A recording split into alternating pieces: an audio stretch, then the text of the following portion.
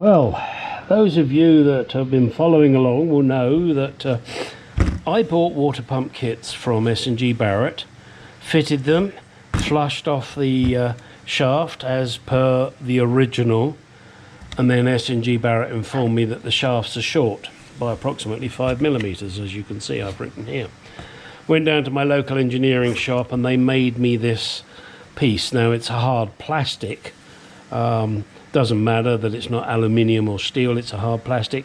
Maybe they did it on their printing machine, was it CNC machine? Anyway, it cost me 40 bucks, but it saved me a lot of hassle. So that I will now fit, and that will then hopefully get all my pulleys in line, assuming I've got my measurements correct. I'll show you in a moment. Alright, the new tube has arrived, and it is rather bright, fluorescent yellow, but it is ethanol resistant. And as you will note in my previous videos, I hate ethanol. Now, at the moment, as far as I'm aware, I have no use for that piece. Anybody want it? Give me a shout, pay postage, it's yours. So my next task is to fit it. Let's go over here, show you where it goes, although I'm sure you remember from my previous video. Excuse me a second. Right, this is where it goes. Yes, it goes down there where I dropped the light. Bullshit. It goes onto this pipe here and this pipe here. And as previously mentioned, yes, it is for feeding the starter carburetor. Right, now let's go to something else. I've been touching up paint under here. I didn't need to do it, but I just didn't like it. I missed out where the pedals are, purely because I would get paint over everything. So I've tried to cover bits. I've got to wait for it to dry now. Yeah, it wasn't essential that I did it, but it just bugged me when I stuck my head up there. It wasn't red or red enough, so I've done that. Okay, now, oh yeah, I don't know if I can show you this. Hang on a second. See there, see that little beastie there? That is restricting my gearbox. So I've got to cut that out and try and get this gearbox set once and for all. But I can't do that yet. I'm really fucked because I don't have my rear axle. It looks like I've got one of those stupid cars, you know, with the leaned in rear wheels and all that at the moment, but that's not what I've got. So I gotta wait. When I should get my axle back next week. Fingers crossed. Oh, I tell you what, why don't I fit the come on, Gary, you know the word, you know the thing. Yeah, dumb shit. That. Now, I will have to fit it with the fan. So that's going to make for interesting stuff. However, first of all, I just want to fit it.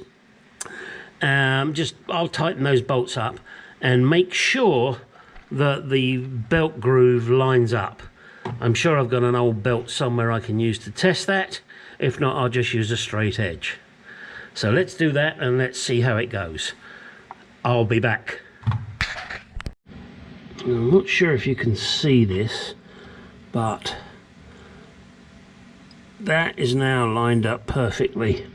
I'm touching both surfaces on the bottom pulley and both surfaces on this pulley here.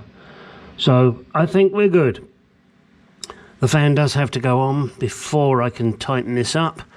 I've just got to give it some thought as to whether I can do that now or whether I should leave the fan off. I'm inclined to put the fan on, and then if I need to remove it later, I will. It's one more item that is probably done. All right, that's good news. We're getting there.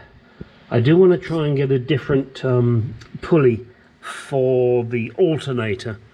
I've got to contact the people that provided me with these pulleys and see if they do one for the alternator. I'll leave the belt tensioner one as it is. That's perfectly acceptable. And the back of the belt goes on it anyway. Then I have to decide on the width of the belt here, that V. But I can't do that until I've got the compressor in and I've got the alternator in. Another two little items that I have to deal with. And again, I know it sounds ridiculous, but I can't do that easily until I've got the car rear axle back and I've got it on the ramp, because it's so much easier to work with it on the ramp. And I'm not going to screw around trying to struggle with it down here. I also have a thought that I may, hang on a second, I may change this bracket, move it up here, and use the other one that I got for the, what did I get it for? I got it for the compressor. So I may use this for the alternator, I may use it for the compressor, I don't know yet. I've got this area here that I can utilize, but I obviously have to make sure that I keep an engine mount, duh. You know, I may or may not use this bracket to adjust things, I don't know. It's going to be suck it and see, and I'll deal with it that way. Oh, do note, these wires here are live. Not that you may have that problem, but I do, because I've got the battery permanently connected. And the other day I was messing around and I didn't think, of course, this is what supplies straight to the alternator, so it's, you know, it's a hot feed, so you have to be careful of that. What else was I going to say? There was something else I was going to say now, and my brain cell just fucking died. Oh, damn it. Did that the other day when I was chatting to my friend Dave. We were talking about something and we both had a thought on something, and it went. And it's really gone again now. Oh well, never mind. I'm sure it wasn't important. Okay, it wasn't important, and it isn't. But my clock is still working. It's working fine. But you can hear it tick. So I guess this isn't a Rolls Royce. Of course it isn't. It's much better. It's a Jaguar. And there it is, in position. Now you may look at it and go, well, hang on, Gary, you got these clips round that way and this clip round that way. And I did that for a reason, the reason being that should you need to take it off, this is the best way to take it off, undo these two. By turning that around, it makes it awkward to do, and hopefully will discourage anybody from trying to do it that way. It's just a silly thought that I had, and I decided that was what I was going to do. Okay, yeah, still got that starter thing to do. Really would like to do that because I want to make the starter turn the engine over. That saves me having to crank it by hand, and also it means I can then get the carburetors on and get things progressing. But I am still waiting for washers and springs. I've got the clip, I got the split pin that goes in here, but there's a special springy washer that I'm going to put on here, and it goes on the shaft down here that holds everything together and keeps tension on it. It doesn't lock it solid, because you don't want that, because this is a moving mechanism, and you want you want it to be able to move, but you also don't want it moving backwards and forwards, and that's what these kind of double spring washers do. All right, yes, you can see down there that grommet. I still haven't got it in place yet. I've got to do that. It's one of the many jobs I have to do. I've got to make myself a list, which I wasn't expecting to do, of things I still have to buy. And you can always think of something, can't you? Oh, I need this. Oh, I need that. You know, I've nearly finished this. I've nearly finished that. But, oh crap, yes, I've got to buy, no, brake pads. I've got to buy spark plugs. I've got to buy gear oil.